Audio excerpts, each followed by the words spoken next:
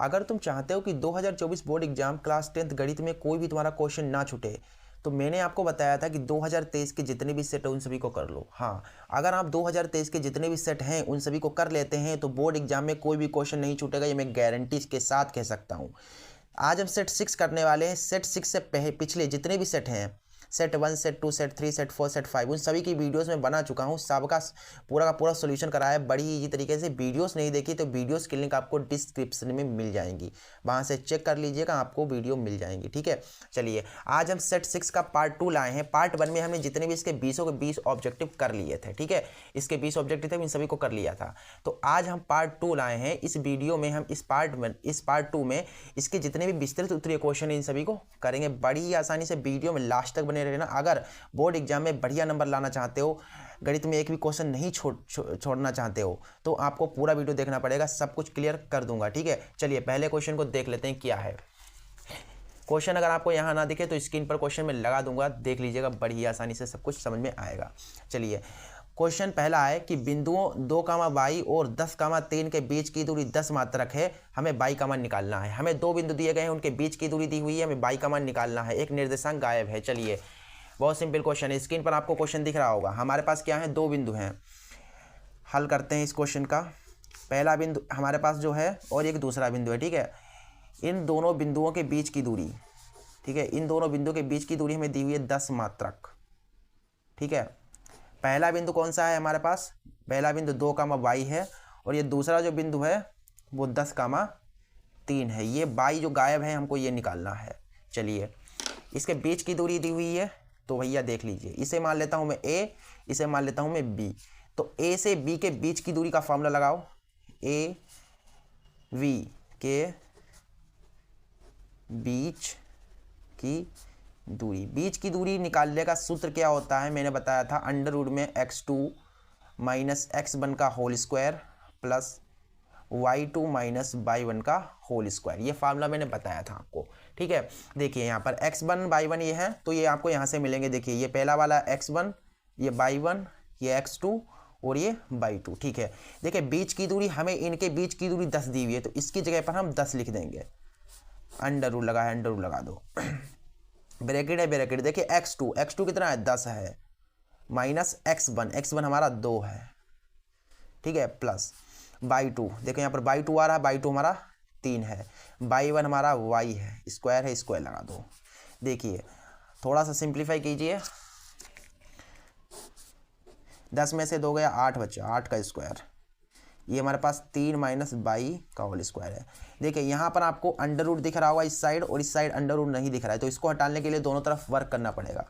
तो लिख दो दोनों ओर वर्क करने पर, दोनों तरफ वर्ग करने पर, जैसे मैं कर रहा हूँ बोर्ड एग्जाम में वैसे ही करना है, हल डाल के पूरा का पूरा। ठीक है, प्रोसेस में जैसे ही बता रहा हूँ। देखिए वर्क करना है दोनों तरफ, तो इधर भी वर्क करना है, इधर भी वर्क करना है। तो इधर वर्क करने का मतलब स्क्वायर लगाना है, तो स्क्वायर लगा दो, इधर भी स्क्वायर लगाना है और इधर भी स्क्वायर लगाना है।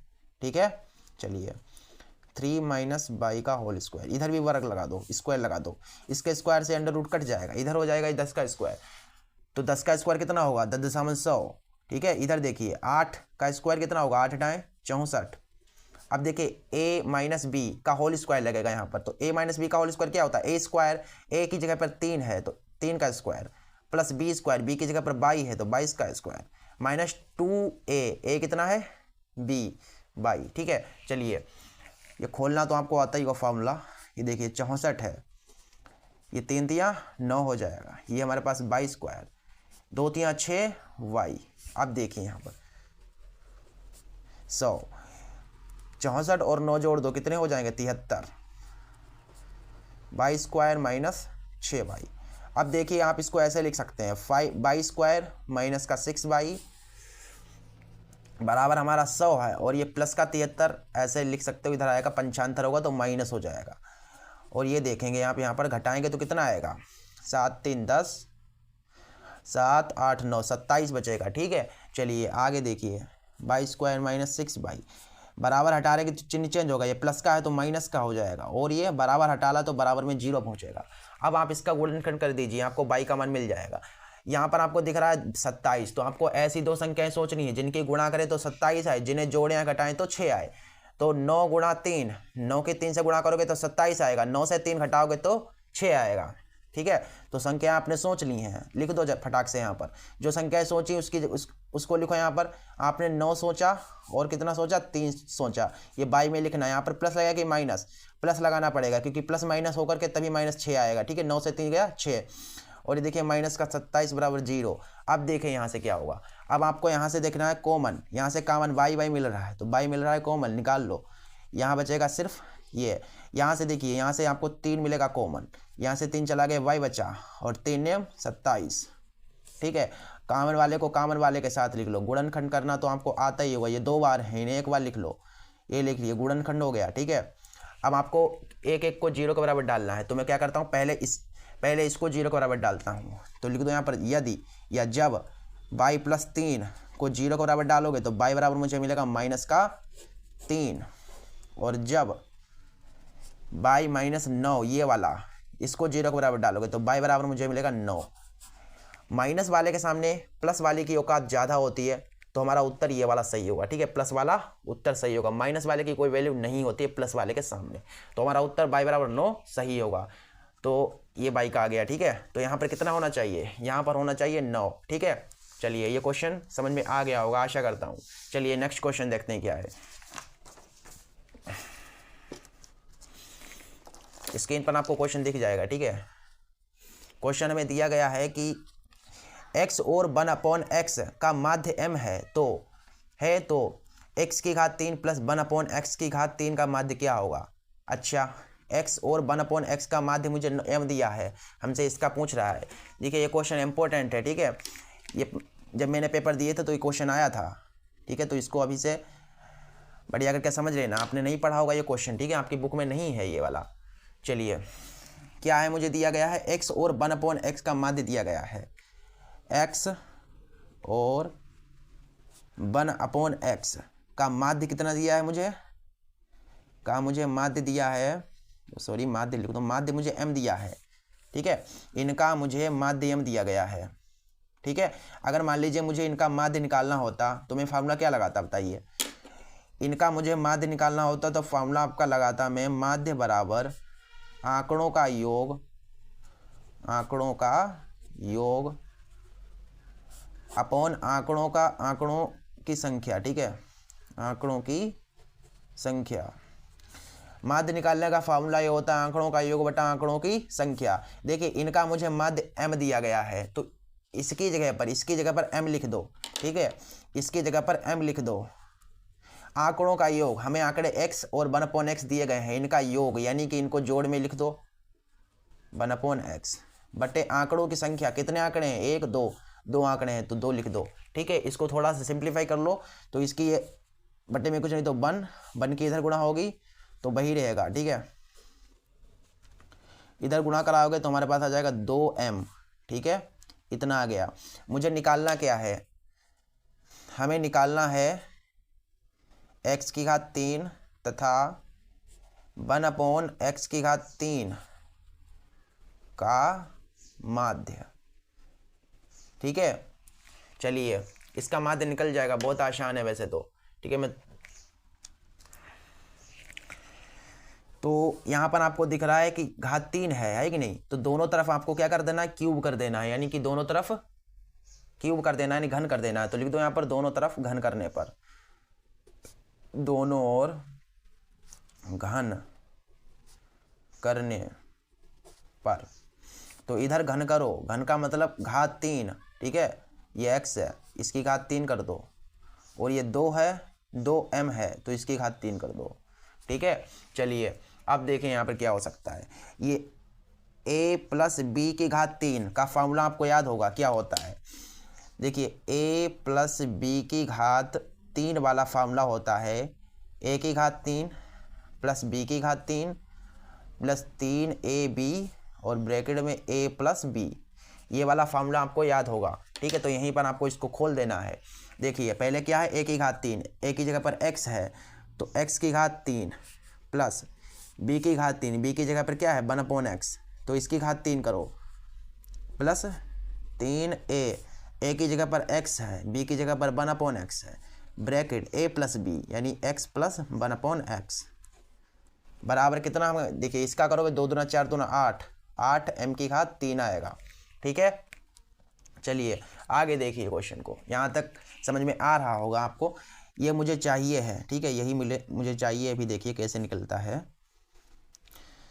ये वाला कट जाएगा तो 3 कम 3 और हमारे पास क्या बचा है, x प्लस 1/x बराबर 8m की घात 3, ये हमारे पास बचा है। आगे देखिए, चलिए देखिए यहाँ पर बचा हमारे पास x की घात 3 प्लस 1/x की घात 3 प्लस 3। देखिए x प्लस 1/x कितना दिया गया, x plus 1/x is equal to 2m, तो यहाँ पर लिख दो 2m, ये हमारे पास इतना है। सिंप्लीफाई कर रहा हूँ जस्ट में, ठीक है। अब देखें यहाँ पर x की घात 3 प्लस 1/x की घात 3 प्लस 3 दूना 6m बराबर हमारे पास 8m की घात 3, इतना है। अब देखें यहाँ पर क्या करना है, इसको आपको यहीं पर रोक लेना, इस चीज़ को रोक लो यहाँ पर। x की घात 3 प्लस 1/x की घात 3 बराबर 8m की घात 3, ये प्लस का इधर आएगा माइनस का हो जाएगा। सॉरी गाइस, स्टैंड हिल गया था तो थोड़ा स्टैंड गिर रहा था, अब मैंने संभाल लिया है। अब देखिए इतना यहाँ पर क्लियर है। आगे देखिए x की घात 3 प्लस 1/x की घात 3, यहाँ से कॉमन क्या मिल रहा है, मुझे कॉमन मिल रहा है 2m, 2 चौको 8m स्क्वायर माइनस 2 3 6, इतना बचेगा मेरा। ठीक है, अब इसे आप मान लीजिए समीकरण फर्स्ट, ठीक है, इतना समीकरण फर्स्ट है। चलिए अब मुझे क्या निकालना है, हमें निकालना है इनका माध्य निकालना है। अब क्या कर सकते हैं हम, चलिए हमें क्या निकालना है, x की घात 3 और 1/x की घात 3 का माध्य। तब x की घात 3 और 1/x की घात 3 का माध्य क्या होगा, चलिए बताते हैं आपको। तो आपको यहाँ पर माध्य वाला फार्मूला याद है कि नहीं याद है, माध्य बराबर क्या होता है, आंकड़ों का योग बटे आंकड़ों की संख्या। देखिए तो यहाँ पर वही लगा दो फार्मूला, माध्य बराबर आंकड़ों का योग। देखिए फार्मूला हमने अभी बताया आंकड़ों का योग, तो आंकड़े हमारे पास, हम इनका माध्य निकालना चाह रहे हैं, तो ये आंकड़े हैं हमारे, इनका योग यानी कि इनको योग में लिख दो, ठीक है, बटा आंकड़ों की संख्या। आंकड़े कितने हैं हमारे पास, देखिए आंकड़ों की संख्या होता है ना फार्मूला, तो आंकड़े कितने हैं यहाँ पर, देखिए 1 और 2 आंकड़े हमारे पास हैं 2, ठीक है। अब देखिए ये निकल आया हमारा उत्तर, बहुत सिंपल वैसे क्वेश्चन था। देखिए x की घात 3 प्लस 1/x की घात 3 मैंने अभी निकाला है इतना, ठीक है, तो इतना लिख दो यहाँ पर 4m स्क्वायर माइनस 3 बटे 2, ये 2 से 2 कट जाएगा। अतः आपने देखा यहाँ पर हमारा उत्तर कितना आया, माध्य बराबर, देखिए ये 2 से 2 कट गया, केवल m बचा, ठीक है, और ये बचा हमारे पास 4m स्क्वायर माइनस 3, तो हमारे पास माध्य आ गया इनका कितना, m into 4m square minus 3। I hope कि आपको ये क्वेश्चन क्लियर हो गया होगा, बड़ा आसान वैसे तो क्वेश्चन था। चलिए नेक्स्ट क्वेश्चन को देखते हैं क्या है। चलिए अगला क्वेश्चन हमारे पास ये रहा, हमारे पास क्वेश्चन है कि यदि tan 2a बराबर कोट a माइनस 18, जहाँ 2a न्यून कोण है तो a का मान ज्ञात कीजिए। अच्छा क्वेश्चन तो वैसे सरल है, क्वेश्चन तो सरल है, वैसे हल करना है आपको, हल डाल के हमें दिया गया है क्वेश्चन, आपको स्क्रीन पर दिख रहा होगा, वहाँ पर देखिए दिया है, हमें दिया गया है कि tan 2a बराबर कोट a माइनस 18 डिग्री, हमें यहाँ पर a का मान निकालना है, कोण a कितना होगा ये बताना है। चलिए क्वेश्चन तो सरल है, ये मुझे दिया गया है तो इसको मैं फिर से एक बार रिपीट करके लिख लेता हूँ। देखिए ये हमें दिया है ना, tan 2a बराबर कोट a माइनस 18 डिग्री। आपको बोर्ड एग्जाम में रेड पेन नहीं यूज़ करना है, ठीक है। देखें यहाँ पर क्या है, ये टेन में है, इधर कोट में है, तो इसको भी मुझे कोट में करना पड़ेगा। तो इसकी जगह पर मैं क्या लिख सकता हूँ, इसकी जगह पर मैं लिख सकता हूँ coat 90 degree minus 90 minus 2a लिख सकता हूँ, कि कोट 90 माइनस थीटा कितना होता है, टेन थीटा, थीटा की जगह पर 2a है। इधर देखिए हमारे पास क्या है, इधर वैसा का वैसा ही लिखना है, ठीक है आपको। चलिए ये कोट से कोट कट जाएगा, इसीलिए मैंने चेंज किया, काटने के लिए ही चेंज किया मैंने, ठीक है। थोड़ा सा मैं इसको छोटा कर देता हूँ, ठीक है, ये मैं ऐसे कर देता हूँ, अब सही है। अब देखिए ये वाला क्या है हमारे पास, ये है 90 डिग्री माइनस 2a बराबर a माइनस 18। ये हो जाएगा -2a, ये प्लस का a इधर आएगा, माइनस का हो जाएगा, और ये माइनस का 18 और ये प्लस का 90 डिग्री बराबर 0। सब कुछ क्लियर है? दिक्कत, समस्या, प्रॉब्लम? ये थोड़ा दिक्कत हो गया यहाँ पर, देखिए ये वाला माइनस का है तो ये प्लस का हो जाएगा, ठीक है। ये चिन्ह चेंज हो गए ना, यहाँ पर प्लस का था माइनस का हो गया, माइनस का था प्लस का हो गया, दिक्कत। ये देखिए कितना हो जाएगा, माइनस का 3a हो जाएगा, और ये हो जाएगा 90, 100, 108, ठीक है, बराबर 0। यानी कि माइनस का 3a बराबर माइनस का 108, माइनस से माइनस कट गया और a बराबर आ गया हमारे पास 108/3, ठीक है। 3 तिया 9, 1 10, 3 18, यानी कि हमारे पास जो कोण a आया है वो आया है 36 डिग्री, ठीक है। इस तरीके से हमारे पास a का मान निकल आया, a बराबर 36 डिग्री है, ठीक है। चलिए 36 डिग्री दिया गया है ना इसका उत्तर, ठीक है। अगला क्वेश्चन देखते हैं क्या है। अगला क्वेश्चन दिया गया है, निम्नलिखित बारंबारता बंटन का माध्य ज्ञात कीजिए। माध्यक निकालना है हमें इसका, तो मैं ये क्वेश्चन नहीं करूँगा, टाइम बहुत जाएगा। आप माध्यक और बहुलक खुद निकाल सकते हैं, ठीक है, तो इसको मैं नहीं कराऊंगा। अगला क्वेश्चन देखिए, दिया गया है कि HCF, क्वेश्चन आपको स्क्रीन पर दिख रहा होगा, HCF 255, 867, यानी इन दो संख्याओं का मुझे HCF दिया 51, तो LCM 255 867 का क्या होगा। मतलब हमें दो संख्याएं 255 और 867, ये दो संख्याएं दी हुई हैं, इनका HCF 51 दिया गया है, हमें इनका LCM निकालना है। चलिए ये क्वेश्चन तो बहुत ईजी है, हल कर रहा हूँ मैं यहाँ से हल। देखिए हमें दो संख्याएं दी हुई हैं, दो संख्याएं क्रमशः कितनी दी गई हैं देख लेता हूँ मैं एक बार। ये दो संख्याएं 255 और दी हुई है मुझे एक 867, ठीक है। ये दो संख्याएं दी हुई हैं, इन दो संख्याओं का मुझे HCF दिया गया है, इनका मुझे HCF दिया गया है 51, मुझे इनका LCM निकालना है। चलिए यहाँ पर आपको एक फार्मूला लगाना पड़ेगा, दो संख्याएं दी हुई हैं, HCF दिया, LCM निकालना है, तो आपको एक फार्मूला याद होगा कि दो संख्याओं का गुणनफल, दो संख्याओं का गुणनफल बराबर क्या होता है, HCF गुणा LCM, ये होता है ना फार्मूला। तो दो संख्याओं का गुणनफल, दो संख्याएं ये हैं तो इनका गुणनफल, तो इनका गुणनफल यानी गुणा में लिख लो, HCF कितना है 51 है, गुणा LCM। अब देखिए ये 51 इधर गुणा में है तो इधर आएगा बट्टे में आ जाएगा, ठीक है।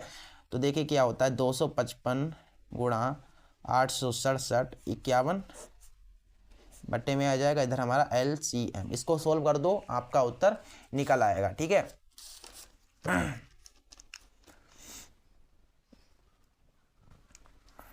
इसको जब आप सोल्व करोगे तो आपके पास आएगा उत्तर 4335 बराबर LCM, ठीक है। इस तरीके से हमारा LCM निकल आया है। इसको आपको क्या करना है, आप काट भी सकते हैं, कैलकुलेशन लंबी हो जाएगी, आप खुद कर लीजिएगा। इसको आप सोल्व कीजिएगा ना तो ये इतना आएगा, ठीक है। चलिए अगला क्वेश्चन देखते हैं क्या है। अगला क्वेश्चन 4 है हमारे पास,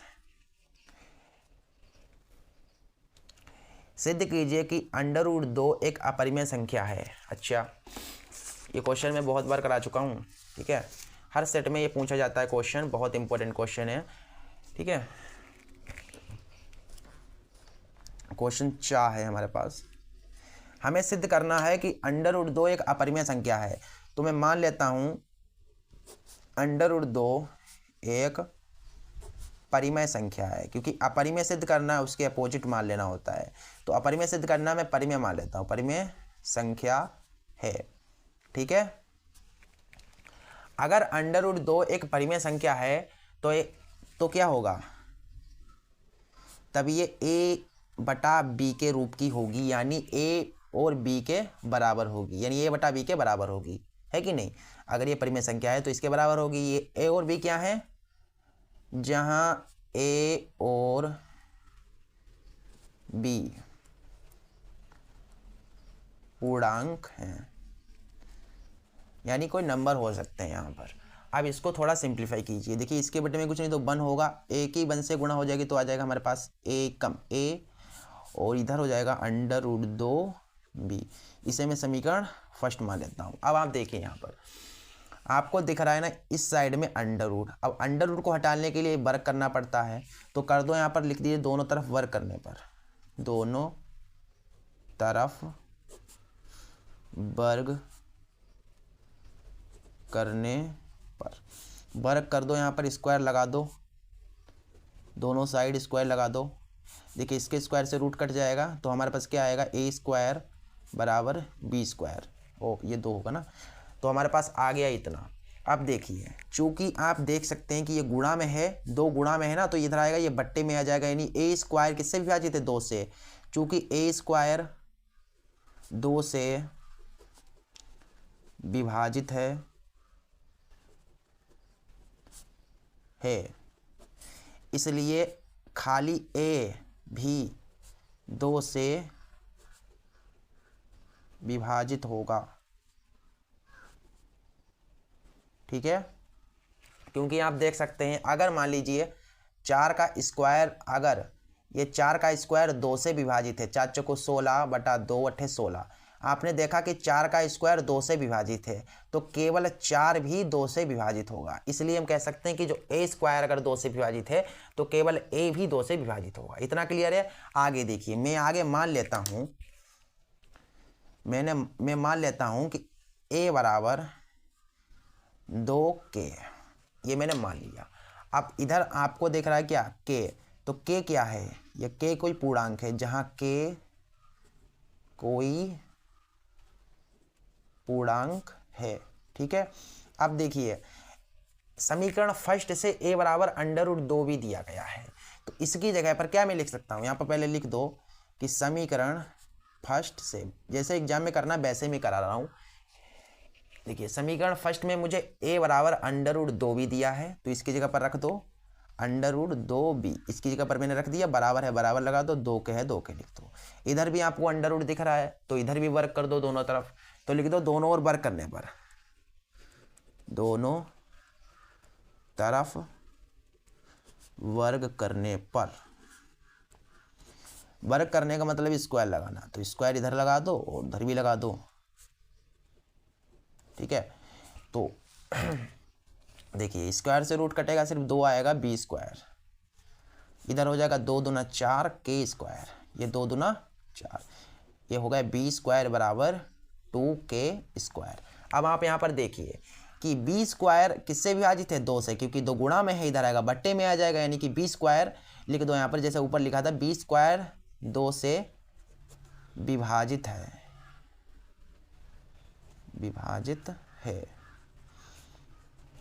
इसलिए केवल b भी 2 से विभाजित होगा। ठीक है, इतना क्लियर है। अब आप यहां से देखिए कि a का और b का जो कॉमन पॉइंट है वो 2 है, क्योंकि 2 इधर भी है। देखिए a भी 2 से विभाजित है और b भी 2 से विभाजित है, यानी कि दोनों का कॉमन पॉइंट यानी उभयनिष्ठ 2 है। तो लिख दो चूंकि a और b का उभयनिष्ठ 2 है, अर्थात a और b का HCF कितना है, 2 है, जो कि ये मैं क्या लिख रहा हूँ, जो कि इनका HCF जो है वो किसके बराबर नहीं है, 1 के बराबर नहीं है, इसलिए √2 1 दिख नहीं रहा है आपको, हाँ, इसलिए √2 एक अपरिमेय संख्या होगी। अभी समझाता हूँ कैसे। अपरिमेय संख्या है, देखिए अपरिमेय संख्या होने के लिए HCF होना चाहिए था 1, लेकिन इनका HCF आ रहा है 2। A और B का HCF 1 होना चाहिए था, लेकिन इनका HCF 2 आ रहा है, इसलिए हम कह सकते हैं कि √2 एक अपरिमेय संख्या है। आई होप कि आपको ये बहुत ही अच्छे तरीके से क्लियर हो गया होगा इस क्वेश्चन। चलिए नेक्स्ट क्वेश्चन को करते हैं अब बड़ी, ठीक है। चलिए नेक्स्ट क्वेश्चन क्या है हमारा, जो नेक्स्ट क्वेश्चन है, कह रहा है कि निम्नलिखित सारणी से बहुलक ज्ञात कीजिए। इसका बहुलक निकालना है, माध्य का बहुलक आप खुद निकाल लीजिएगा, ये मैं नहीं कराऊंगा। अगला क्वेश्चन देखिए घा वाला, कि सिद्ध कीजिए कि किसी बाह्य बिंदु से वृत्त पर खींची गई 2 स्पर्श रेखाओं की लंबाई बराबर होती है। यानी किसी वृत्त पर एक बाह्य बिंदु से स्पर्श रेखाएं खींची जाए तो उनकी लंबाई बराबर होगी। चलिए बहुत आसान क्वेश्चन है, ठीक है। घा है कि अगर हमारे पास एक वृत्त है, क्या है, एक वृत्त है, तो मैं क्या करता हूँ यहाँ पर एक वृत्त बना लेता हूँ। अकॉर्डिंग टू द क्वेश्चन, कि किसी वृत्त पर किसी बाह्य बिंदु से मैं क्या करता हूँ, एक बाहर बिंदु से स्पर्श रेखा इस पर खींच देता हूँ। चलिए मैंने क्या किया, इस पर एक बाह्य बिंदु ये वाला बिंदु लिया और इससे 2 स्पर्श रेखाएं खींची मैंने, ये कि स्पर्श रेखा खींची और ये कि स्पर्श रेखा खींची। हमें सिद्ध करना है कि ये जो स्पर्श रेखाएं इसकी लंबाई बराबर होगी। स्पर्श रेखाओं की लंबाई बराबर यानी कि दोनों स्पर्श रेखाएं इक्वल होंगी। देखिए ये वाला स्पर्श बिंदु ये होगा, एक स्पर्श बिंदु, एक ये स्पर्श बिंदु होगा, इसका केंद्र O ये होगा, ठीक है।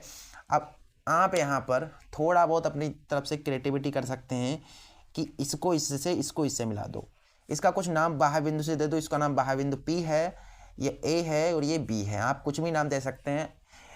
It's totally depended on you, ठीक है, यहाँ पर निर्भर करता है। चलिए इतना क्लियर है। हमें सिद्ध करना है, देखो सिद्ध करना है,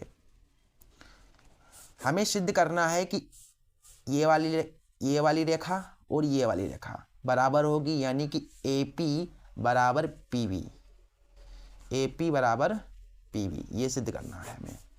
चलिए ये बहुत आसान है, ये कब होगा, इसको इससे मिला दो, ठीक है।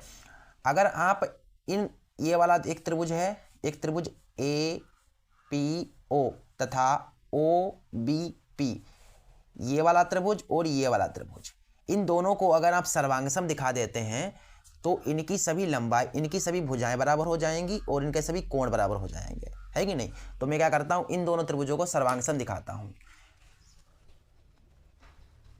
तो लिख दो यहाँ पर चूंकि त्रिभुज हमारे पास क्या है, APO तथा PBO में, इन दोनों त्रिभुजों में आप देखिए क्या, इसमें आपको यहाँ पर ये वाला और ये वाला कोण 90 डिग्री का बन रहा है कि नहीं बन रहा है। तो लिख दो यहाँ पर प्रमेय 10.1 के अनुसार क्या होगा, प्रमेय 10.1 के अनुसार कि किसी केंद्र से वृत्त की परिधि पर डाली गई रेखा लंब होती, अर्थात जो त्रिज्या होती है वो लंब होती है, यानी ये वाला 90 डिग्री होगा और यहाँ पर भी 90 डिग्री बनेगा, यानी कोण A और कोण B कितना होगा, 90 डिग्री होगा, है कि नहीं। दोनों कैसा होगा, 90 डिग्री होगा। चलिए तब चूंकि आपने देखा कि इस वाले त्रिभुज में एक कोण ये और ये बराबर है, यानी कोण A बराबर कोण B है, क्यों, क्योंकि 10.1 के अनुसार, ठीक है। आगे देखिए हमने एक कोण बराबर दिखा दिया, और देखिए और क्या बराबर हो सकता है इसमें, देखिए OP बराबर OP, क्यों अभी बताता हूँ मैं। देखिए चूंकि OP बराबर OP क्यों है, क्योंकि उभयनिष्ठ भुजा है। कौन सी भुजा है? उभयनिष्ठ। इस वाले त्रिभुज में भी ओपी है, इस वाले त्रिभुज में भी ओपी आ रही है, यानी कि उभयनिष्ठ भुजा, उभयनिष्ठ भुजा। ठीक है, उभयनिष्ठ भुजा। अब देखिए और क्या है हमारे पास, ओ ए बराबर ओ बी। क्या है? ओ ए बराबर ओ बी। अब ये ओ ए और ओ बी बराबर क्यों है? क्योंकि ये एक ही वृत्त की त्रिज्या है। जो ये वाली त्रिज्या होगी वही ये त्रिज्या होगी। तो लिख दो यहाँ पर एक ही वृत्त की त्रिज्या, एक ही वृत्त की त्रिज्याएं। अब मैंने क्या किया यहाँ पर, मैंने इन दोनों त्रिभुजों की एक कोण बराबर दिखा दिया, दो भुजाएं बराबर दिखा दी। इसलिए जब आप किसी दो त्रिभुजों के दो भुजाएं बराबर दिखा देते हैं और एक कोण बराबर दिखा देते हैं, तो RHS क्या कहता है? तो RHS के अनुसार अगर आपने इनकी दो भुजाएं बराबर दिखा दी, एक कोण बराबर दिखा दिया, तो ये दोनों त्रिभुज सर्वांगसम होंगे। यानी ओ ऐसे लिख दो, PAO त्रिभुज APO क्या होगा? सर्वांगसम होगा त्रिभुज PBO के। ठीक है, त्रिभुज PBO के। अब ये दोनों त्रिभुज कैसे हैं? सर्वांगसम हैं। इसलिए बाई CPCT, इसलिए CPCT क्या कहती है? अगर दो त्रिभुज सर्वांगसम हैं तो CPCT कहती है कि उनके सभी कोण बराबर होंगे, उनकी सभी भुजाएं बराबर होंगी। यानी इसकी सभी भुजाएं बराबर होंगी, यानी कि AP बराबर PB होगा, OA बराबर OB होगा, OP बराबर OP होगा, कोण A बराबर कोण B होगा, कोण O बराबर कोण P होगा। मतलब सभी कोण बराबर होंगे।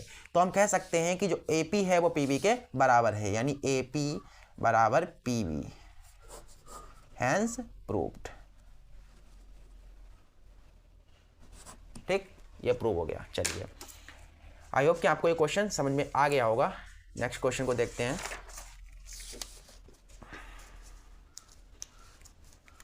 अगला क्वेश्चन क्या है? अगला क्वेश्चन हमारे पास है कि समकोण त्रिभुज ABC में कोण B समकोण है। ठीक है, BD AC पर लंब है, तो सिद्ध करना है AB स्क्वायर बराबर AC इंटू AD होगा। चलिए, एक त्रिभुज हमारे पास ABC है, समकोण त्रिभुज है जो कि, तो मैं यहाँ पर एक समकोण त्रिभुज बना लेता हूँ पहले तो मैंने वहाँ क्या किया, यहाँ पर एक समकोण त्रिभुज बना लिया। देखिए ऐसे, ये मैंने क्या किया, ABC समकोण बनाया और आपको पता है B समकोण है। क्वेश्चन कह रहा है कि B समकोण, तो 90 डिग्री जहाँ पर बन रहा है वही समकोण होगा। तो जहाँ पर 90 डिग्री बनता है तो वहीं पर आपको B बनाना है। तो यहाँ पर 90 डिग्री बन रहा है, यानी कि समकोण यहाँ पर होगा। ठीक है, समकोण, तो ये B है तो ये A होगा और ये C होगा, क्योंकि त्रिभुज ABC है। ठीक है, यहाँ पर मैं सॉल्यूशन कर रहा हूँ त्रिभुज ABC में। चलिए, ABC त्रिभुज है, इसमें और बताया गया है, क्या दिया है इसमें? दिया है कि हमें दिया गया है यहाँ पर कोण B जो है वो समकोण है, यानी 90 डिग्री बन रहा है, और जो BD है वो किस पर लंब है? AC पर लंब है। तो हमारे पास देखिए AC ये है, तो B और D आपको लंब कर देना है यहाँ से। देखिए BD, देखिए BD जो है वो AC पर लंब है, खड़ा हुआ है ना। देखिए AC पर ये खड़ा है कि नहीं खड़ा है। अब आपको सिद्ध करना है,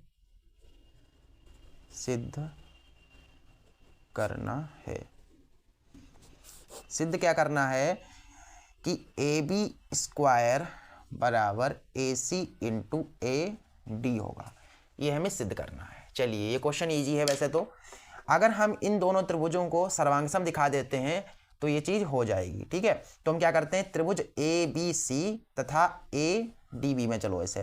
ठीक है, तो लिख दो यहाँ पर त्रिभुज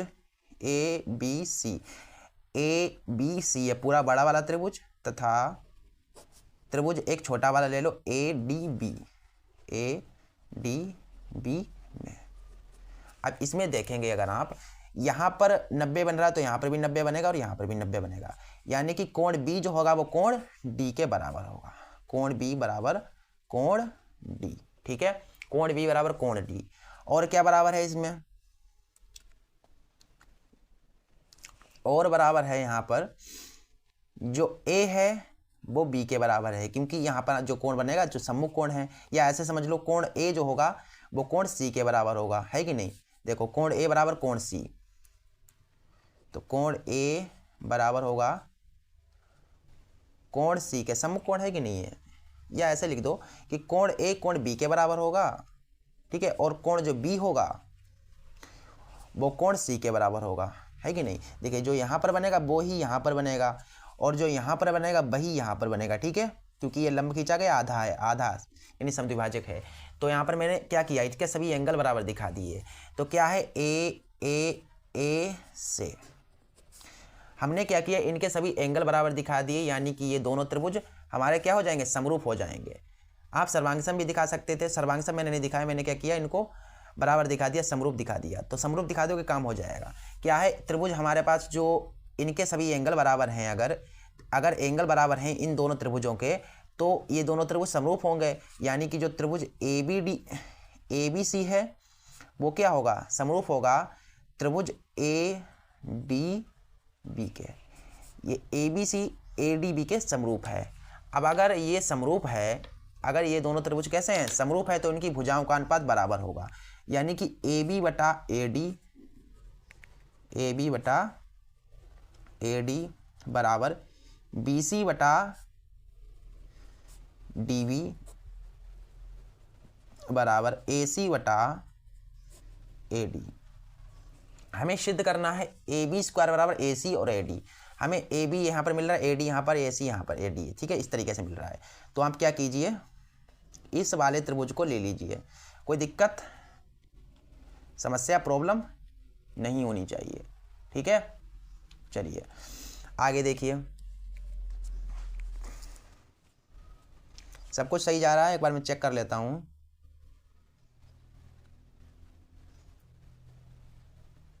चलिए अब यहां पर आप देखिए, इसको और इसको ले लीजिए, ठीक है, ये सभी तो बराबर है ना, तो इनको ले लो फिर ए बी, इसलिए ए बी बटा ए डी बराबर ए सी बटा ए डी की जगह पर ए बी लिख सकते हो, क्योंकि जो ए डी है वो ए बी के बराबर है कि नहीं। तो यहाँ पर ऐसे कर लो, आप देखिए ए बी की गुणा ए बी से हो जाएगी, तो हमारे पास हो जाएगा ए बी स्क्वायर बराबर इसकी इससे गुणा होगी तो ए सी इंटू ए डी आएगा।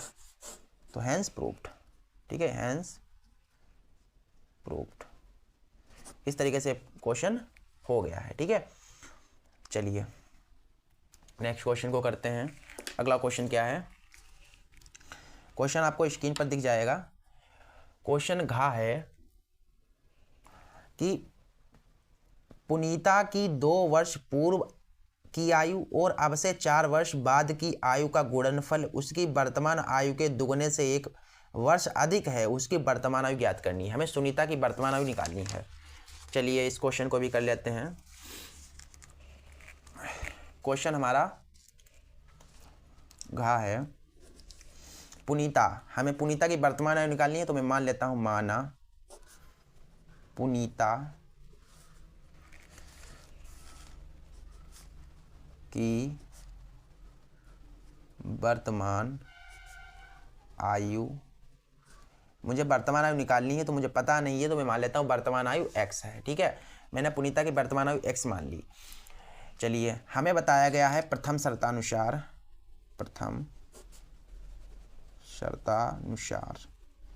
पहली शर्त से क्या है कि क्वेश्चन आपको स्क्रीन पर दिखेगा, ठीक है, तो वहीं पर देखिए, उसमें बताया गया है कि 2 वर्ष पूर्व आयु और 4 वर्ष बाद आयु का गुणनफल। तो पहले लिख लो 2 वर्ष पूर्व, 2 वर्ष पूर्व आयु, पूर्व है यानी कि माइनस लगेगा, तो x माइनस 2 है कि नहीं। पूर्व पीछे, पीछे तो घटेगी, आयु घटेगी ना, तो 2 वर्ष पहले, अभी वर्तमान आयु से 2 वर्ष पहले बताया गया, तो पहले यानी कि माइनस 2 वर्ष है कि नहीं। अभी अगर आपकी आयु मान लीजिए 8 है, तो 2 वर्ष पहले कितनी आयु होगी, तो आप घटाओगे ना, तो घटाना लगाना पड़ेगा, यानी कि माइनस लगाना पड़ेगा। जब भी पूर्व होगा तो माइनस लगेगा। आगे है कि 4 वर्ष बाद आयु, 4 वर्ष, ये वर्ष लिखा है, ठीक है, वर्ष बाद आयु। अब 4 वर्ष बाद यानी कि x प्लस 2, आयु में 2 जोड़ोगे, 2 वर्ष जोड़ देना है। इनका गुणनफल, ठीक है, आयु का गुणनफल बराबर किसके है? वर्तमान आयु के दुगने से 1 वर्ष अधिक है। वर्तमान आयु यानी दुगने से 1 अधिक यानी 2x + 1। ठीक है, अब आप देखिए आयु का गुणनफल, ये आयु है तो इनका गुणनफल कर लो। ठीक है, इनका गुणनफल ये हमारे पास है 2x + 1। अब देखिए ये हो जाएगा a² - b² में। ठीक है, और हमारे पास इधर कितना है? सही जा रहा है क्वेश्चन। 2 वर्ष पूर्व बोला था और 4 वर्ष बाद बोला है, तो यहाँ से थोड़ी मिस्टेक हो गई। 4 वर्ष बाद है ना, तो यहाँ पर 4 लगेगा फिर, तो है कि नहीं, 4 लगेगा। और यहाँ पर ये दिक्कत हो गई, यहाँ पर नज़र हटी तो दुर्घटना घटी, तो ये क्वेश्चन यहाँ से थोड़ा गलत है। देखिए x की x से गुणा कराओगे तो x² आएगा, x की 4 से गुणा होगी 4x हो जाएगा, और ये 2x हो जाएगा, और ये -2 चौको 8 हो जाएगा। इधर हमारा 2x है + 1 है। ठीक है, कभी कभार मिस्टेक थोड़ी बहुत हो जाती है। So for it I have to, चलिए यहाँ पर क्या है 4x - 2x - 8, ये बराबर हटाओगे तो ये कुछ इस तरीके से हो जाएगा, चिन्ह चेंज हो जाएंगे। अभी हमारे पास x² + 4x -2x हो जाएगा -4x, -8 और -9 बराबर 0। इसको सोल्व करते रहिए, आपका x जो आएगा वही आपकी वर्तमान आयु, पुनीता की वर्तमान आयु होगी। ठीक है, आपकी नहीं, पुनीता की। ये कट जाएगा तो हमारे पास ये आएगा कुछ इस तरीके से, स्क्वायर लगा है तो x बराबर ये आ गया हमारे पास 3। ठीक है, 9 का वर्ग 3 होगा, यानी कि 3 वर्ष। अतः लिख दो, अतः वर्तमान आयु किसकी? पुनीता की। वर्तमान आयु बराबर 3 वर्ष। ठीक, इस तरीके से क्वेश्चन खत्म होता है। चलिए नेक्स्ट क्वेश्चन देखते हैं क्या है। अगला क्वेश्चन क्या है? अगला क्वेश्चन है कि निम्नलिखित समीकरण को, ये हमें नीचे समीकरण दी हुई, इसको हल करना है। चलिए ये क्वेश्चन तो सरल है, समीकरण को केवल हल करना है और कुछ नहीं। हमें समीकरण दी गई है, ये ड़ा है। ठीक है, इसमें हमें समीकरण दी हुई है कि कहा है 1/x - 1/x - 2 को हल करो। हमें हल करके इसमें x का मान निकालना है। चलिए देखिए, जब नीचे एक जैसे नहीं होते हैं तो गुणा करा देते हैं, इससे गुणा करा दो। x - 2 की 1 से होगी तो हो जाएगा x - 2, यहाँ पर मैं हल डाल रहा हूँ, हल कर रहा हूँ यहाँ से। x - 2 और ये हो जाएगा -x, वो सिंपली यहाँ पर बराबर 3 भी दिया गया, ये वाला बराबर 3 है। बहुत गलती हो रही है इस टाइम, आमने सामने कीजिए। x की 1 से हो जाएगी तो x², x की 2 से होगी तो 2x हो जाएगा, बराबर हमारा 3 है। ठीक है, चलिए आगे देखिए, x प्लस है, सही है ना।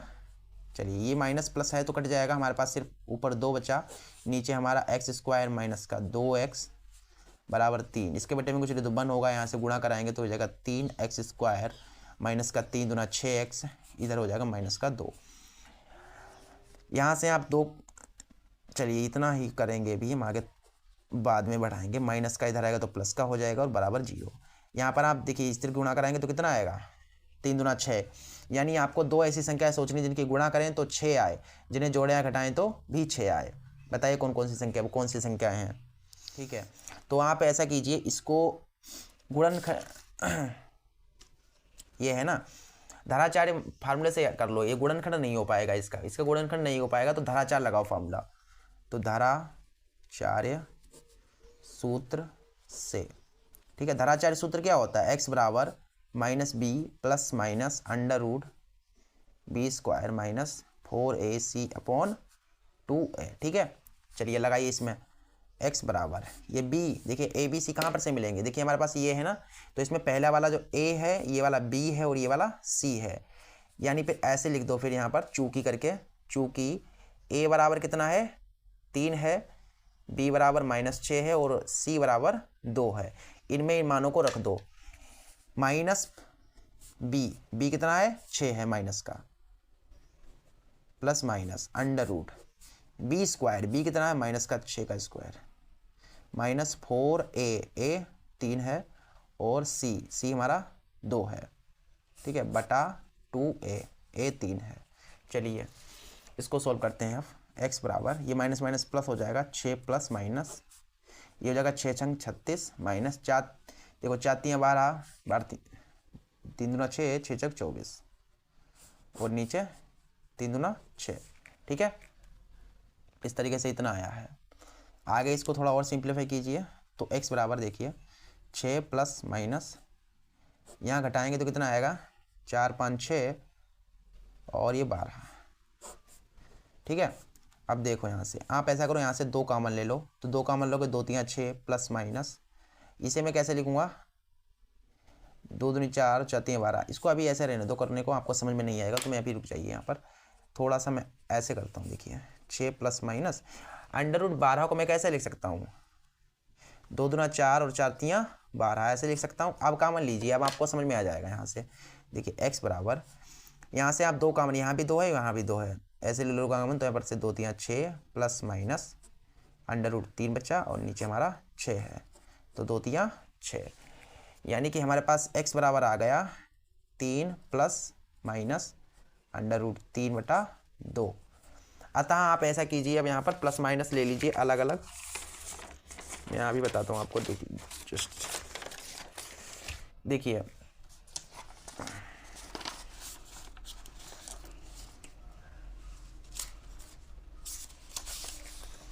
अब आप यहाँ से प्लस माइनस ले लीजिए। ठीक है, यहाँ पर प्लस माइनस में ले लो तो x बराबर हमें दिया गया 3 प्लस माइनस अंडर रूट 3/2। तो एक बार यहाँ से प्लस में ले लो, एक बार माइनस में ले लो। ठीक है, तो मैं ले लेता हूँ एक बार प्लस लेने पर जब प्लस लोगे तो ये वाला माइनस नहीं लेना है हमको, सिर्फ प्लस लेना है। ठीक है, तो प्लस लेने पर इतना आएगा। अब ले लो यहाँ पर माइनस लेने पर तो माइनस ले लो, x बराबर कितना आएगा देखते हैं। ये प्लस नहीं लेना है, अब की बार माइनस ले रहे हैं हम तो माइनस लेंगे तो हमारे पास 2 मान आ गए। x का मान ये x के 2 मान आए, एक आया 3 प्लस अंडर रूट 3/2, एक आया 3 माइनस अंडर रूट 3/2। इस तरीके से इसके हल हो गए। ठीक है, चलिए अगला क्वेश्चन देखते हैं क्या है।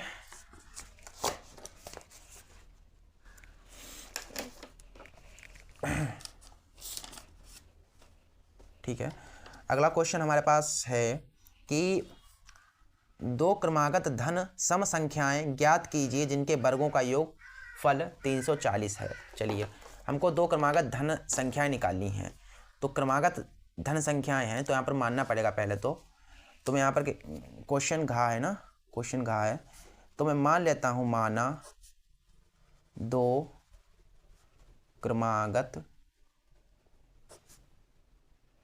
क्रमागत धन सम संख्याएं क्रमशः x प्लस, देखो सम बोला है यानी कि 2 जोड़ना पड़ेगा, अगर विषम बोलता तो 1 जोड़ते। ठीक है, इतनी बात है। हमारे पास ये पहली संख्या x है और दूसरी संख्या x + 2 है, क्योंकि सम बोला है। अब सम बोला है तो जो 2 जोड़ना पड़ेगा। चलिए आगे देखिए, हमें बोला गया है इनके वर्गों का योग। ठीक है, चूंकि संख्याओं के वर्गों का योग हमें दिया है कितना 340। तो पहली संख्या x है और इनका वर्ग, और दूसरी संख्या हमारे पास क्या है x + 2 है, इसके वर्ग। तो इनके वर्गों का योग कितना है 340। तो मैंने इनका वर्ग किया तो वर्ग करने पर उनके बाद जोड़ दिए, तो कह रहा ना वर्गों का योग, पहले वर्ग करो उसके बाद योग करो। अब इसको सोल्व कर दीजिए, देखिए कितना आता है। ये हो जाएगा x², ये हो जाएगा a² + b² + 2ab बराबर 340। ये x² हो जाएगा 2x², ठीक है, प्लस 4x, ये हो जाएगा 340, प्लस का 4 इधर आएगा, माइनस का 4 हो जाएगा। ये होगा 2x² + 4x बराबर 336। ठीक है, 336। अब आप यहाँ से 2 कॉमन ले लीजिए, 2 कॉमन लोगे तो हमारे पास x² + 2 दूना 4x बराबर 336। ये है ना, देखो 340 से 4 घटाए ना मैंने तो 336 बचा। देखिए x² + 2x बराबर 336 और ये 2 गुणा में इधर बट्टे में आ जाएगा। तो देखो काटो, 2 1 कम 2, 2 छंग 12, 2 कम 2, 2 छंग 12, 2 8 16। तो हमारे पास संख्या x² प्लस 2x बराबर 168। मैं इसको ऐसे लिख सकता हूँ x² प्लस 2x माइनस 168 बराबर 0। तब आपको यहाँ पर 2 ऐसी संख्याएं सोचनी है जिनकी गुणा करें तो 168 आए, जिन्हें जोड़ें या घटाएं तो 2 आए। तो कौन सी वो संख्याएं हैं? तो अगर हम 15 और 13 की गुणा करते हैं तो भी नहीं आएगा, 5 15 हो जाएगा। अच्छा चलिए मैं पहले संख्या को सोच लेता हूँ क्या है हमारी 2 संख्याएं। तो 12 और 14, हाँ तो 12 और 14 की गुणा करो तो 12 और 14 की जब गुणा करोगे तो 168 आएगा, और 12 से 14 या 14 से 12 जाएगा तो 2 बचेगा। तो हमारी 2 संख्या हैं 12 और 14। चलिए x² प्लस हमारी 2 संख्या हैं 12 और 14, ठीक है। तो ये मैं ऐसे लिख लेता हूँ, 12 से देखो 14 से 12 गया 2 बचा, ये माइनस का 168 बराबर 0। अब आप यहाँ से देखिए कॉमन क्या मिल रहा है मुझे, x कॉमन मिल रहा है तो बचेगा सिर्फ यहाँ से चला गया x बचा, यहाँ से भी x चला गया 14 बचे। यहाँ से देखिए 12 कॉमन लोगे जब तो x प्लस 14 बचेगा बराबर 0। देखिए ये कॉमन वाले एक साथ लिख लो, गुणनखंड करना आता होगा ना, तो कॉमन वालों को एक साथ लिख लीजिए, ये वाले एक साथ, और ये 2 बार हैं तो इन्हें 1 बार बराबर 0।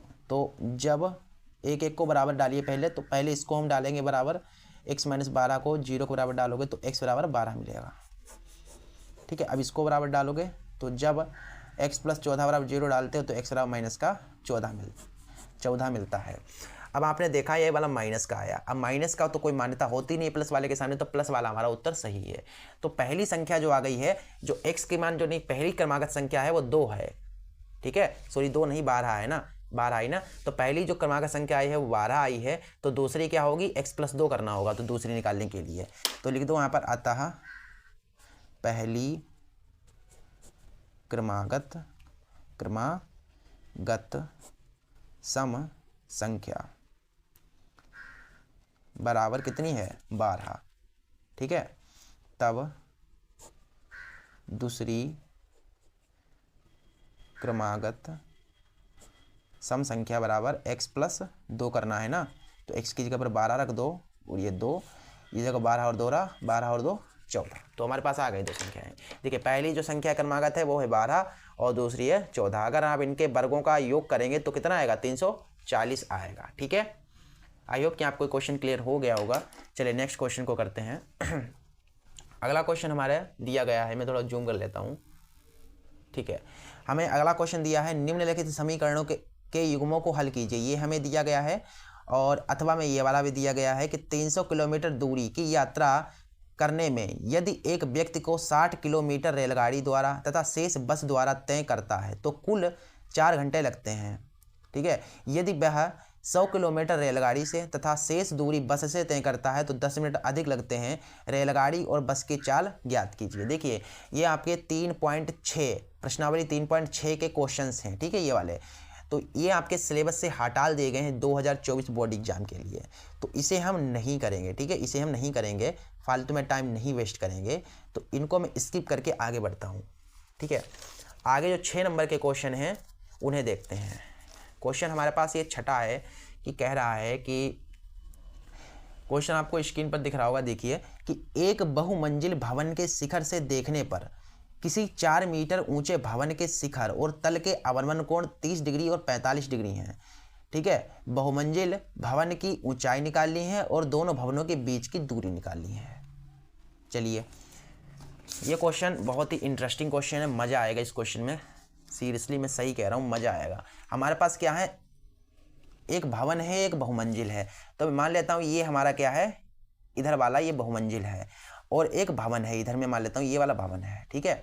ये दोनों खड़े हुए हैं ऐसे ज़मीन पर, तो मैं ज़मीन नीचे बना देता हूँ, ये ज़मीन पर खड़े हुए हैं, ठीक है।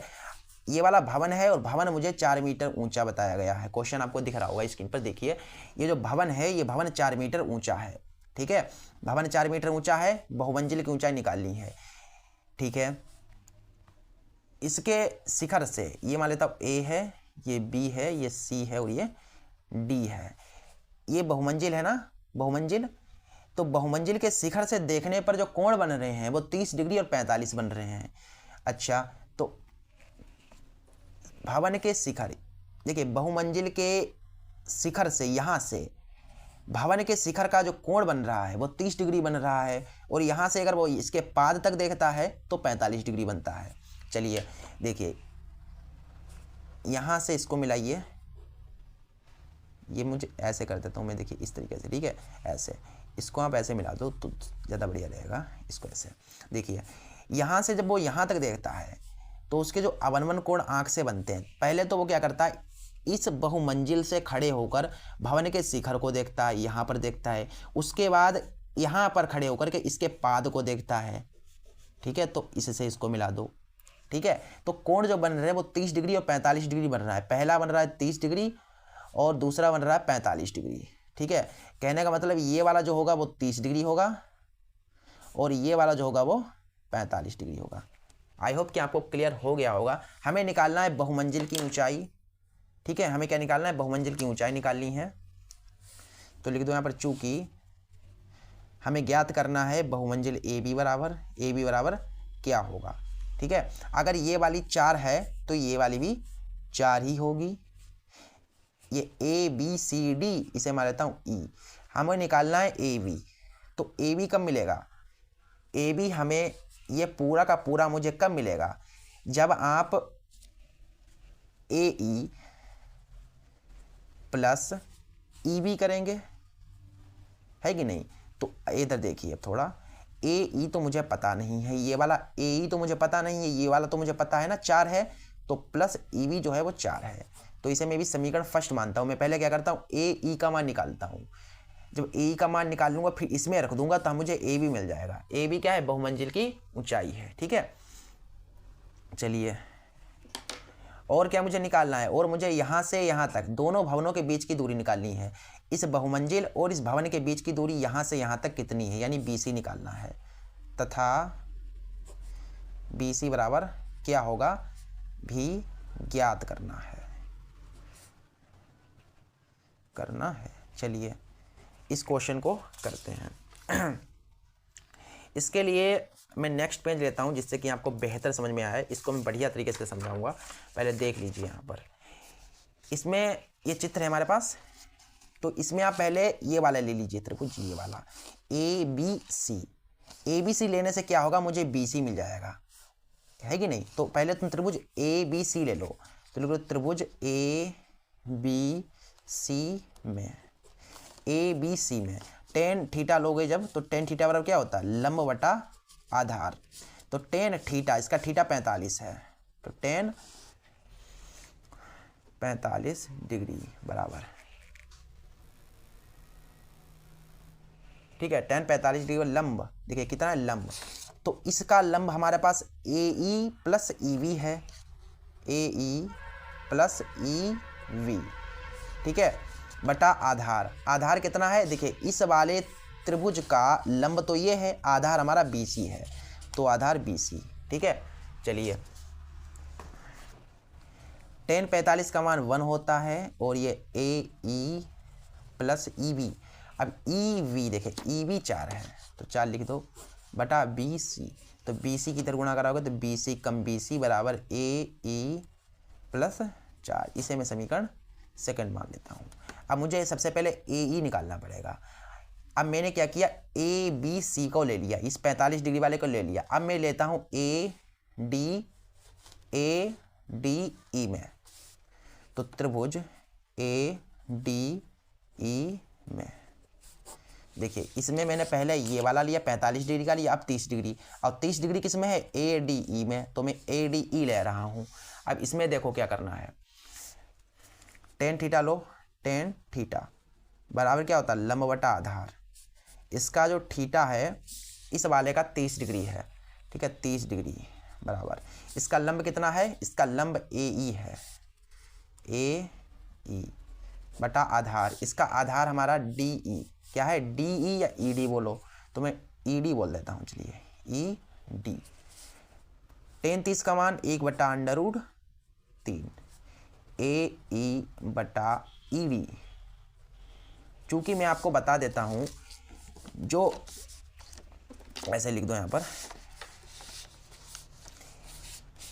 जो DC है ये वाला DC EV के बराबर है, ठीक है, और जो BC है ये वाला इस वाले के बराबर है। BC बराबर क्या है, ED है कि नहीं। तो यहाँ पर आप देखिए, यहाँ पर कितना आया हमारा यहाँ पर आया ED। तो ED की जगह पर मैं क्या लिख सकता हूँ, ED की जगह पर मैं, देखिए ED की जगह पर मैं BC लिख सकता हूँ। तो जहाँ पर ये ED है इसकी जगह पर मैं BC लिख दूंगा। तो 1/√3 बराबर AE बटा इसकी जगह पर BC की गुणा करा दीजिए यहाँ पर, तो हो जाएगा BC कम BC बराबर AE √3।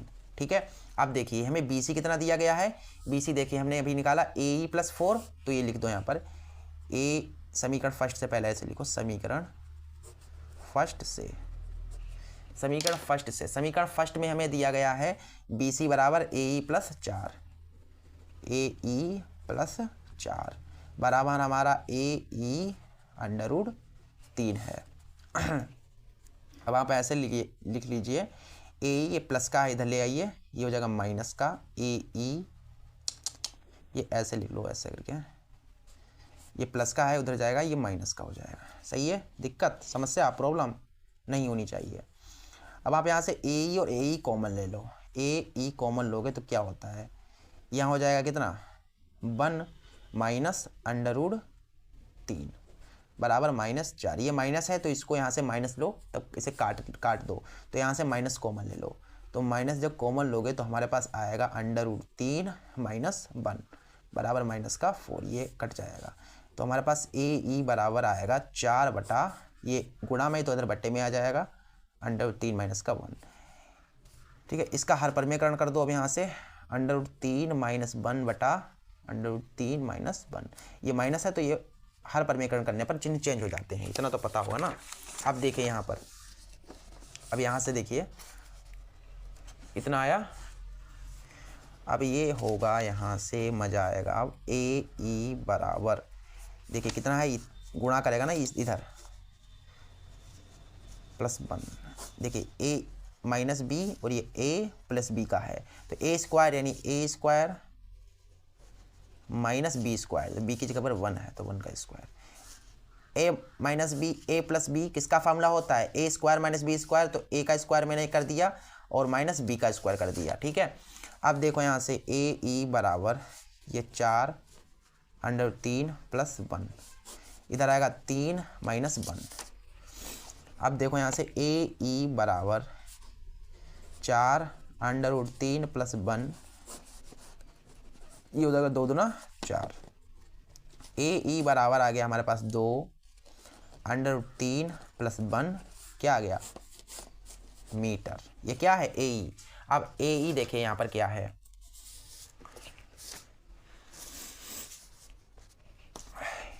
AE आ गया बहुमंजिल, अभी बहुमंजिल नहीं आया है, हमें इतना मिल गया, हमें इतना मिला, कितना, देखिए इतना मिला। अब मुझे तो ये भी चाहिए ना, तो इस AE का मान समीकरण फर्स्ट में रख दो, यहाँ पर रख दो AE का मान, तो लिख दो AE का मान समीकरण फर्स्ट में रखने पर, AE का मान समीकरण फर्स्ट में रखने पर, समीकरण फर्स्ट हमारे पास, देखिए समीकरण फर्स्ट जो थी वो थी AB बराबर AE + 4, AB बराबर AE + 4, AB बराबर AE कितना आया, इतना आया 2 √3 + 1 + 4। ठीक है, ये इतने पर छोड़ दो, ये हमारा आंसर आ गया। अतः ये बहुमंजिल की ऊंचाई है, तो लिख दो यहाँ पर अतः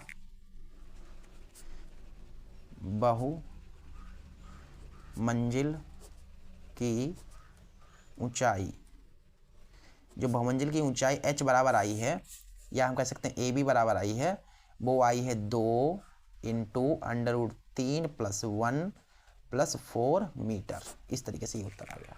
ठीक है, और हमें कुछ और भी निकालना था, देखिए हमें और भी कुछ निकालना था यहाँ पर, और हमें निकालना था BC भी तो निकालना था, तो BC बराबर क्या होगा, देखिए यहाँ पर आप समीकरण, हाँ इसमें आइए, देखिए इसमें क्या है, BC बराबर हमें समीकरण सेकंड से देखिए BC बराबर मिल जाएगा, तो लिख दो यहाँ पर समीकरण सेकंड से। समीकरण सेकंड हमें दी हुई है, हमने भी निकाली थी, BC बराबर AE + 4। तो ये हमारे पास है BC बराबर AE + 4। तो देखिए BC बराबर AE कितना है, AE कितना भी निकाला था मैंने, देखिए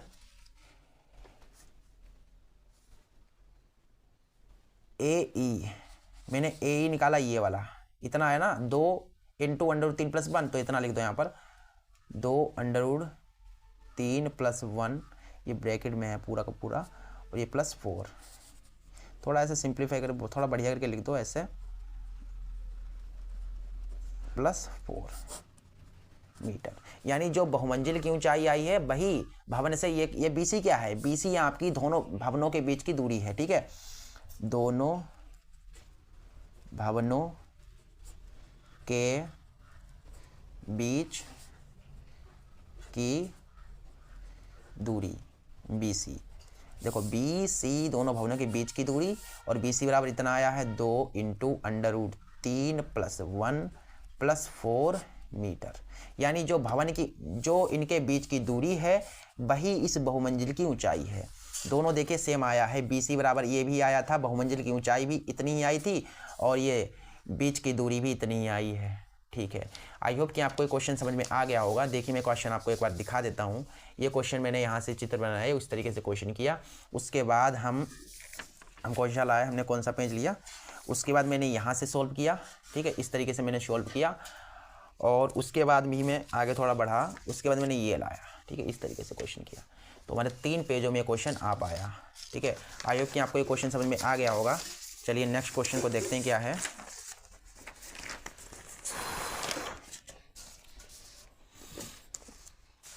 तो अगला क्वेश्चन हमारा क्या है, देखिए दोनों में से किसी को भी कर लो, सब सिंपल हैं। मैं ये वाला करा देता हूँ आपके लिए, देखिए ये वाला अथवा वाला, ये भी सिंपल है, कोई त्रिज्यखंड का क्षेत्रफल निकालना है, कोई दिक्कत नहीं है, ये कराऊंगा मैं, ठीक है। मेंसुरेशन का है ये क्वेश्चन, इसको थोड़ा सा मैं जूम कर लेता हूँ। क्वेश्चन है कि 32 सेंटीमीटर ऊंचाई और 18 सेंटीमीटर त्रिज्या वाली एक बेलनाकार बाल्टी रेत से भरी हुई है। इस बाल्टी को भूमि पर खाली किया जाता है, इस रेत से एक शंक्वाकार ढेरी बनाई जाती है। जो ढेरी है, शंक्वाकार ढेरी है, उसकी ऊंचाई 24 सेंटीमीटर है। हमें ढेरी की ऊंचाई निकालनी है और तिर्यक ऊंचाई निकालनी है। अच्छा, बहुत सिंपल वैसे तो क्वेश्चन है। एक बाल्टी है, खाली करी जाती है और कुछ नहीं। देखिए एक हमारे पास बाल्टी है, बाल्टी जो है वो बेलनाकार है, ठीक है, ये बेलनाकार बाल्टी है, बाल्टी तो बेलनाकार ही होती है ना, तो बेलनाकार ये बाल्टी, ये पूरी की पूरी रेत से भरी हुई है। यहाँ पर इसका केंद्र है, ठीक है, ये वाली रेत से इसमें रेत भरी हुई, इस रेत को निकाला जाता है, और यहाँ से एक नीचे की ओर क्या मैंने बना दिया ये वाला, इससे निकली हुई मिट्टी को शंक्वाकार ढेरी बनाई दी जाती है। देखिए इससे निकल गई मिट्टी ये वाली, अब जो बाहर मिट्टी निकाली है वो एक प्रकार का शंक्वाकार ढेरा बन जाता है, शंक्वाकार ढेरी बन जाती है। इस तरीके से हमें क्या निकालना है, इस शंकु, इस वाले जो रेत से बना हुआ जो शंकु है, इसकी हमें त्रिज्या निकालनी है, और ये तिर्यक ऊंचाई ये वाली L निकालनी है, यहाँ से यहाँ तक, ठीक है, यहाँ से यहाँ तक निकालनी है। अच्छा पहले लिखता हूँ मैं क्या दिया है। देखो दिया है, अभी समझ में आ जाएगा, कोई दिक्कत नहीं है। देखिए जो बेलनाकार बाल्टी है, पहले बेलन पर चलो, बाल्टी पर चलो, बेलनाकार बाल्टी की ऊंचाई, जो बेलनाकार बाल्टी है उसकी ऊंचाई को मैं स्मॉल मान लेता हूँ। हमें दिया गया है बेलनाकार बाल्टी की ऊंचाई 32 सेंटीमीटर, 32 सेमी, और हमें इसकी त्रिज्या भी दी हुई है, इस वाले बेलनाकार जो बाल्टी है, तथा हमें इसकी त्रिज्या दी हुई है, त्रिज्या r, इसको मैं स्मॉल r मान लेता हूँ, स्मॉल r बराबर हमें दिया गया है 18 सेमी, ठीक है। तथा शंकु पर अब चलते हैं। शंकु की ऊंचाई हमें दी हुई है, इसकी शंकु की जो ऊंचाई दी हुई है, ठीक है, शंकु की ऊंचाई हमें दी हुई है 24 सेमी। तब हमें ज्ञात क्या करना है, हमें निकालना है शंकु की त्रिज्या, शंकु की त्रिज्या यानी कि कैपिटल आर इसे मान लो, हमें ये निकालना है, तथा शंकु की तिर्यक ऊंचाई निकालनी है, क्या होगी। ठीक है, चलिए तिर्यक ऊंचाई निकालनी है यानी कि एल भी निकालना है हमें। चलो इसको मैं आपको यहाँ पर बताता हूँ अगले पेज में।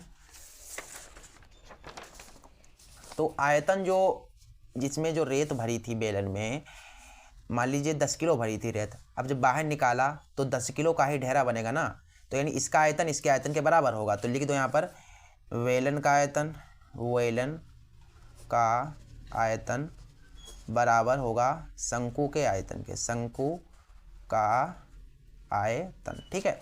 अच्छा, बेलन का आयतन क्या होता है भाई, पाई आर स्क्वायर एच, है कि नहीं। और शंकु का आयतन क्या होता है, 1/3 पाई, इसका मैंने कैपिटल आर माना, आर स्क्वायर एच, इसकी मैंने ऐसे मानी है। ठीक है, चलिए पाई से पाई कट जाएगा, यहाँ पर आर स्क्वायर। देखिए बेलन की त्रिज्या कितनी है, बेलन की जो त्रिज्या है वो 18 है, तो 18 का स्क्वायर यानी 18 गुणा 18 गुणा एच, इसकी ऊंचाई 32 है। ठीक है, 32 है। इधर हमारा 1/3 आर स्क्वायर, हमें तो निकालना है ना आर स्क्वायर। और शंकु की ऊंचाई, शंकु की ऊंचाई कितनी दी हुई है, शंकु की ऊंचाई है 24, तो यहाँ पर लिख दो 24। यहाँ से अब इसको सोल्व कर दो, हमारा उत्तर आ जाएगा 3 × 24, 8 चकू 32, यानी कि आर स्क्वायर बराबर 18 गुणा 18 गुणा 4। तो आर बराबर इसका इनका गुणा करो तो हमारे पास जो आएगा, देखिए 18 गुणा 4। तो अगर आप इनकी गुणा करेंगे फिर उसका वर्ग निकालेंगे, देखिए इसकी गुणा करेंगे तो आपके पास कुछ आएगा, फिर जाकर के आप इसका वर्ग निकालेंगे, तब हमारे पास जो त्रिज्या आएगी वो आएगी 36। ठीक है, 36 सेमी। इसकी गुणा कर लेना फिर उसका वर्ग निकाल लेना, तो हमारे पास त्रिज्या 36 सेंटीमीटर आ जाएगी। उसके बाद हमें निकालना है तिर्यक ऊंचाई। तिर्यक ऊंचाई, ये तिर्यक गलत लिख गया, एल निकालना है सिंपली। एल निकालने का फॉर्मूला होता है H square plus R square.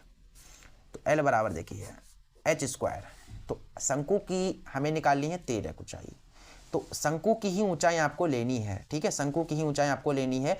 तो शंकु की ऊंचाई जो है वो कितनी है, 24 है, तो 24 का स्क्वायर गुणा शंकु की त्रिज्या, शंकु की त्रिज्या मैंने अभी निकाली 36, तो ये हो जाएगा 36 का स्क्वायर।